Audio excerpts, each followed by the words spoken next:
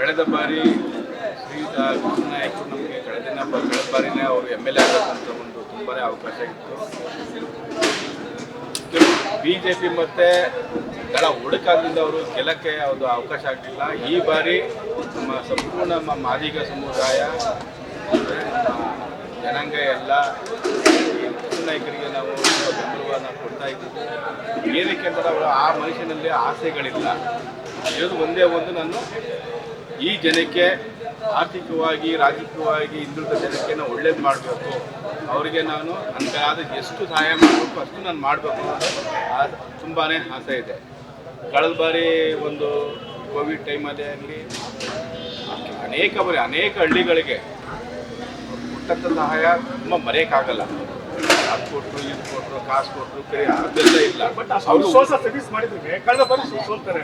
But ಈ ಬಾರಿ ಒಂದು ಗೆಲ್ತಾರೆ ಅಂತ ಒಂದು ವಿಶ್ವಾಸ ಇದೆಯಾ? ಆ ಡಿವೈಡ್ ಸಿಸ್ಟಮ್ ಈ ಸಾರಿ 100ಕ್ಕೆ 100 ಭಾಗ ನಮ್ಮ ಜನನಾಯಕರು ಕೃಷ್ಣ ನಾಯಕರ ಗೆಲ್ಲದಲ್ಲಿ 2 ಮಾತಿಲ್ಲ, 100ಕ್ಕೆ 100 ಭಾಗ ಗೆದ್ದೇ ಗೆಲ್ತಾರೆ. ನಾನು ಮೊದಲೇ ಹೇಳಿದ್ದೆ, ನನಗೆ ಆಸೆ ಇರೋದು ಹಿಂದೆ ಅಲ್ಲ, ಅವ್ರ ಪಕ್ಕ ಕೂರ್ಬೇಕು ಅನ್ನೋ ಆಸೆ ತುಂಬ ಇದೆ. ಪಕ್ಕ ಕೂರ್ಬೇಕು ಅಂದ್ರೆ ಅವ್ರು ಗೆಲ್ಸ್ಕೊಂಡು ಬಂದೇ ಬರ್ತೀವಿ, ಅವ್ರ ಪಕ್ಕ ಕೂರ್ತೀವಿ. ಬೆಳಗ್ಗೆ ಸಮುದಾಯ ಯಾಕೆ ಇದು ಕಾಂಗ್ರೆಸ್ ಮತ್ತು JDS ಬೆಂಬಲಿಸಬೇಕು? ನಮ್ಗೆ ಕಾಂಗ್ರೆಸ್ ತುಂಬ ಅನ್ಯಾಯ ಆಗ್ತಿದೆ, ನಮಗೆ ಮೀಸಲಾತಿಲು ತುಂಬ ಅನ್ಯಾಯ ಆಗ್ತಿದೆ. ಸಿದ್ದರಾಮಯ್ಯನವರು ಅಂತ ಹೇಳ್ತಾರೆ, ಆ ಪಕ್ಷ ಬರೀ ನಮ್ಮಲ್ಲಿರ್ತಕ್ಕಂಥನ್ನ ನಮ್ಮಲ್ಲೇ ತಂದಾಕಿ ನಮ್ಮಲ್ಲೇ ಒಟ್ಟು ಕಿತ್ಕೊಂಡು ನಮ್ಮನ್ನೇ ಮಾಡ್ತಕ್ಕಂಥ ಪಕ್ಷ ಕಾಂಗ್ರೆಸ್ ಪಕ್ಷ. ಈ JDS ಪಕ್ಷ ಇದುವರೆಗೂ ನಮ್ಮ ಕುಮಾರಣ್ಣ, ನಮ್ಮ ನಿಖಿಲ್ ಕುಮಾರಸ್ವಾಮಿಯಲ್ಲಿ ಕುಮಾರಣ್ಣಲ್ಲಿ ಇದುವರೆಗೂ ನಮ್ಮ ಬಡವರಿಗೆಲ್ಲ ತುಂಬಾ ಒಳ್ಳೆಯದನ್ನು ಮಾಡಿದ್ದಾರೆ. ಮತ್ತು ಯಾವುದೇ ಒಂದು ಕಾಂಟ್ರವರ್ಸಿ ಇಲ್ಲದೇ ಬಡ ಜನರಿಗೆ ಮತ್ತು ಗುತ್ತಿಗೆದಾರರಿಗೆ ಅವ್ರಿಗೂ ಕೂಡ ತುಂಬಾ ಅವ್ರಿಗೆ ಒಂದು ಮೀಸಲಾತಿ SCಗೆ ಇಷ್ಟು STಗೆ ಇಷ್ಟು ಅಂತ ಒಂದು ಮೀಸಲಾತಿ ಒಂದು ಗುತ್ತಿಗೆದಾರರಿಗೆ ಕೊಟ್ಟಿದ್ದಾರೆ.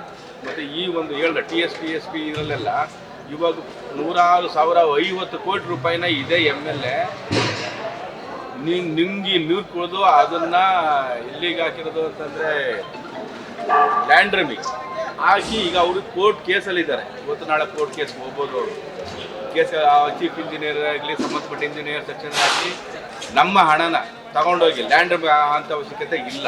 ಯಾಕೆ ಹಾಕಿದ್ರು, ಏನಕ್ಕೆ ಹಾಕಿದ್ರು ಅನ್ನೋದನ್ನು ಆ ನ್ಯಾಯಾಲಯದಲ್ಲಿ ಇದೆ. ಅದು ಆ ನ್ಯಾಯಾಲಯ ಇವ್ರನ್ನ ಕರೆದು ಕೇಳಬೇಕು, ತಕ್ಕ ಶಿಕ್ಷೆ ಆಗಬೇಕು.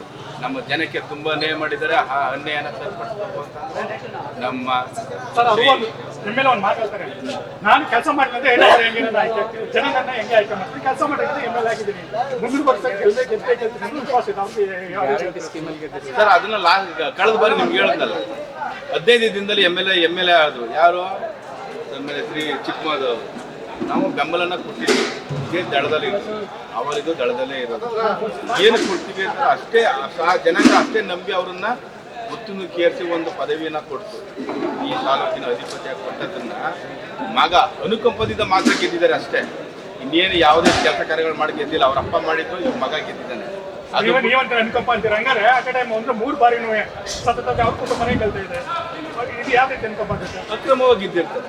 ಲಾಸ್ಟ್ ಟೈಮು ಅಕ್ರಮವಾಗಿ ಗೆದ್ದಿದ್ದಾರೆ. ತುಂಬಾನೇ ಯಾರಿಗೆ ಬೇಕು ಅವರಿಗೆ ಅವರ ಫಿಟ್ನೆಸ್ ಇದೆ, ತುಂಬಾನೇ ಅಮೌಂಟ್ ಫಿಟ್ನೆಸ್ ಇದೆ, ಅದಲ್ಲಿ ಮಾಡಿದ್ದಾರೆ. ಅದರಿಂದ ಅವರು ಆಮೇಲೆ ಎರಡು ಡಿವೈಡ್ ಆಯಿತು.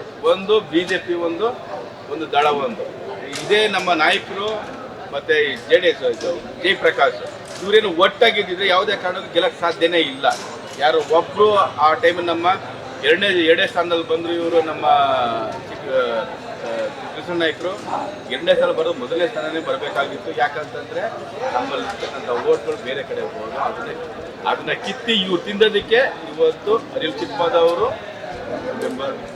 ಇವತ್ತು ವಿಧಾನಸಭೆಯಲ್ಲಿ ಮೆಂಬರ್ ಆಗಿದ್ದಾರೆ. ಏನಕ್ಕಾಗಿದ್ದಾರೆ ಹೇಳಿ? ನಮ್ಮ ಜನಾಂಗಲೇ ನಮಗೆ ಕಿತ್ತಾಟ ಮಾಡಿ ತಂದಾಕಿ ಎರಡು ಪಕ್ಷನ ಡಿವೈಡ್ ಮಾಡಿ ಕಾಂಗ್ರೆಸ್ ಪಕ್ಷ ಇವತ್ತು ಗೆದ್ದಿದೆ. ಕಾಂಗ್ರೆಸ್ ಪಕ್ಷನ ಸೋಲಿಸಿ ಮುಂದಿನ ಚುನಾವಣೆಯಲ್ಲಿ ನಾವು JDS ಪಕ್ಷನ ತಂದು ಅವ್ರನ್ನ ಚುನಾಯಿತ ಗೆದ್ದೇ ಗೆಲ್ಲಿಸ್ತೀವಿ. ಇದು ಶಪಥ. ನಾವು ನನ್ನ ಆಸೆ ಇರೋದು ಇಷ್ಟೇ ಸರ್.